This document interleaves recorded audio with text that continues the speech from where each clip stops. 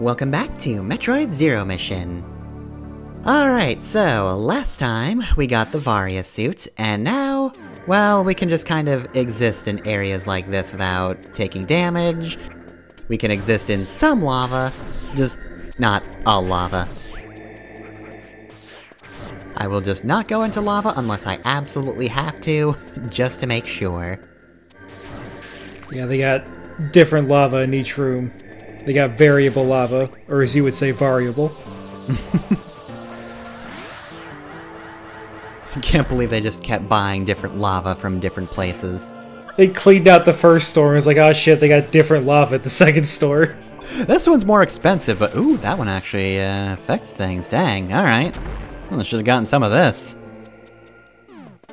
Don't have the budget to get much more of it.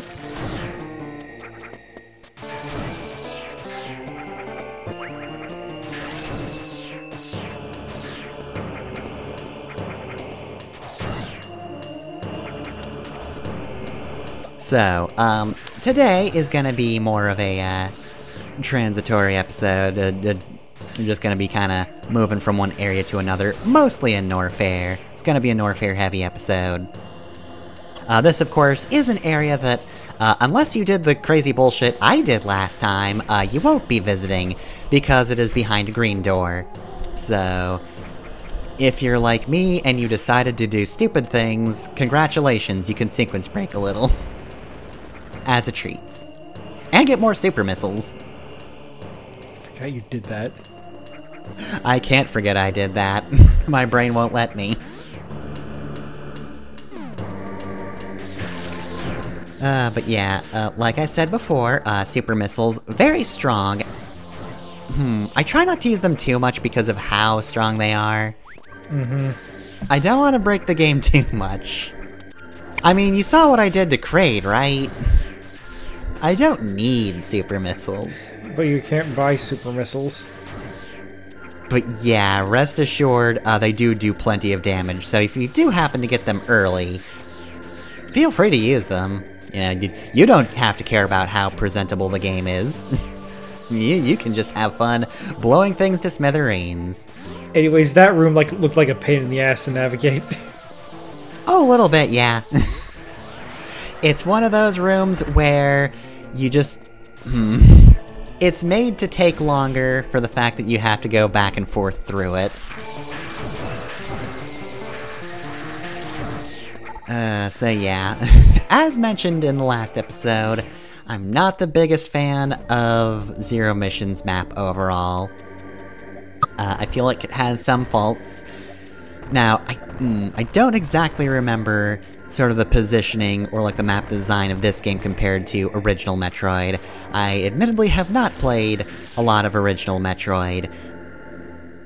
I want to say that might be a Zero Mission original room because it's a Super Missile exclusive, but I could be wrong.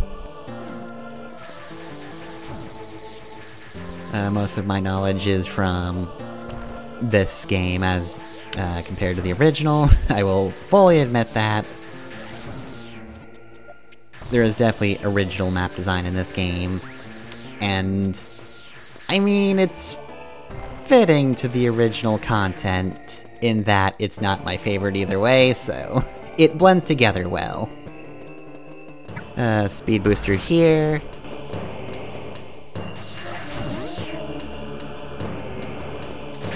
And let's see, what is this room again? Also, I have no idea why this background looks so different compared to other backgrounds in the game. Like, something about the art style. That looked like a comic book background. Exactly my thought, yeah. We're just suddenly in Comic Zone.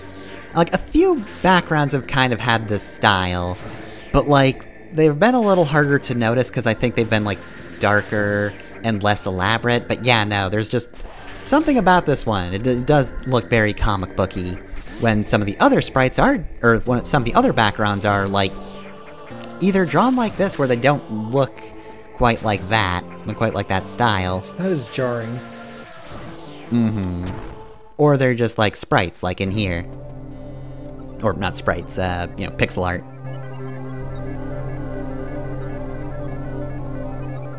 Alright, hey, look at that down there! Alright, so now we know what our goal is pointing us towards, and it's Ridley. That, of course, much like Kraid, is the name of an area, rather than just Ridley sitting down there with his mouth open to catch predators, or prey, rather. Well, actually, to be fair, it's Ridley. He could catch predators, too. Alright, open up a little shortcut here. Oh, this room is also annoying to traverse. This one sucks. The phrase, Ridley can catch predators, just has me picturing him on fucking Dateline. Now why don't you take a seat over there?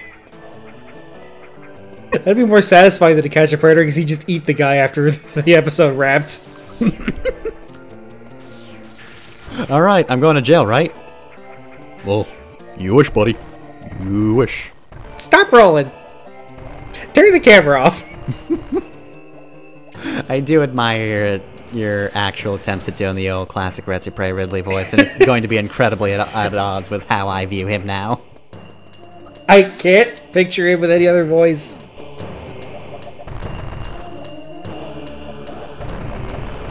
Oh hey, look at that lava. Psych, it's not lava.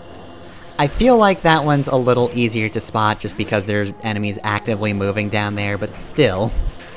It's also like a very wide pool of lava, and if you look at the map, there was stuff down here, so there were some hints. Well, that wasn't lava, that was magma. That's the difference, you see. Ah, yeah, of course. We don't care about that. Anyway, here's one of these double secrets. So we had the super missiles, and now we have normal missiles. Honestly, kind of underwhelming in comparison. I feel like that should have been reversed. It really should have, yeah. The super missiles are there to throw you off the scent. You're like, oh well, clearly that is the best possible item I could have gotten, so there's nothing in the walls over there. That... I don't know if I want to say a problem, but it can be a problem in some Metroidvanias where, like, you just have one thing that you're getting a lot of as your reward for exploring. Yeah, and that can potentially be a little dull. It might wear off, because, like, I like the missiles and all, but I don't know if I've ever run myself down to 0, even at this point, so... And of course, there is the law of diminishing returns, which tells you that the more or less every additional missile you get is worth less than the one before it. So the more you do this, the less valuable these missile packs are. Mm-hmm. Though the energy tanks are actually, not applicable to that, I don't think. I never get tired of seeing energy tanks, and that's because they are a bit more rare. Yeah.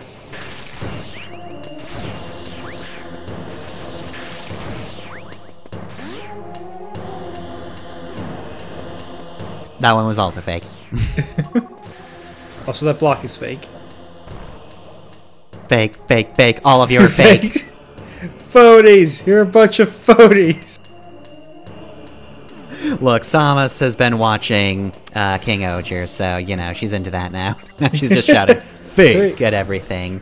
You see, she's been reading Catcher in the Rye.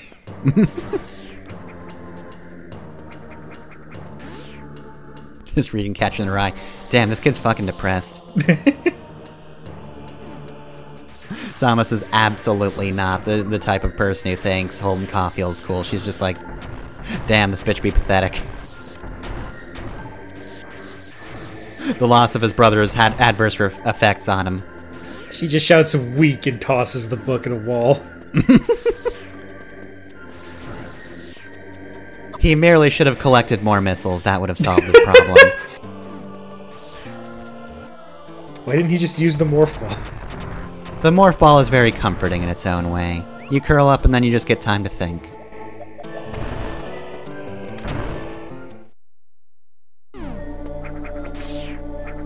And maybe the wave beam would have helped him too. Alright, so the wave beam can fire through walls, disappear, and fly. It's much more unique than the other beam types. Alright, I don't need to heal. Now, good news is, Ice Beam does not turn off just because we've gotten the Wave Beam. So, yeah, now we just get ice attacks that can fire through walls. Like I said, Samus gets very strong. This is very satisfying, though. Just... Alright, well, what next? Well, what if I just fired through walls, though? What if my shots were not only long, but also just traveled through walls? Well, what if anytime I shot, it just went through the whole screen?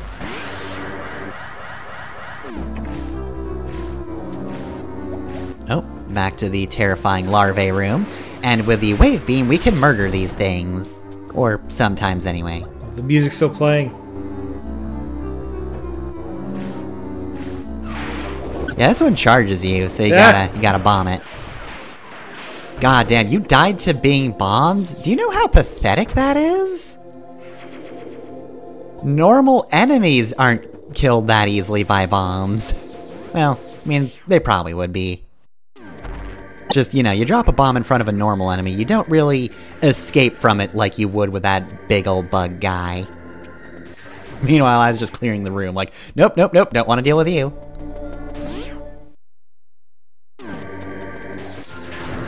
Also worth noting, though, Wave Beam does not affect the larvae from the side.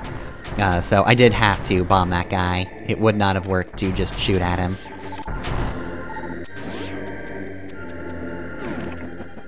Alright, so we enter here, and... surprise! It's a mini-boss! With a really eerie theme. Yeah, what is this? Somebody really did not like these bugs. Alright, so our goal here is to destroy the little vines that are keeping this thing attached to the ceiling. And you just have to freeze the enemy beneath you to stay up here, and then eventually move to the other side. It's pretty simple, you just have to be mindful of whatever bursting is happening. That's real gross. This is absolutely the type of boss I would struggle with, just because I have no patience. Mm-hmm. Yeah, it is, you do need a bit of dexterity and patience to get through this and freeze this guy without getting hit. But yeah, no, this guy gets such an eerie theme. I don't know what it is with Metroid bosses. They're like absolutely nothing, but they get like the creepiest theme anyway. There's a boss in Super Metroid that's like that. It's an absolutely nothing. It's just a mini-boss. It's just there to take up room. But the theme is creepy. Nothing scarier than padding.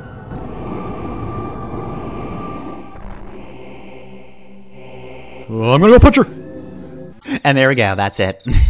There's Ridley's introduction. He lands. I'm here now.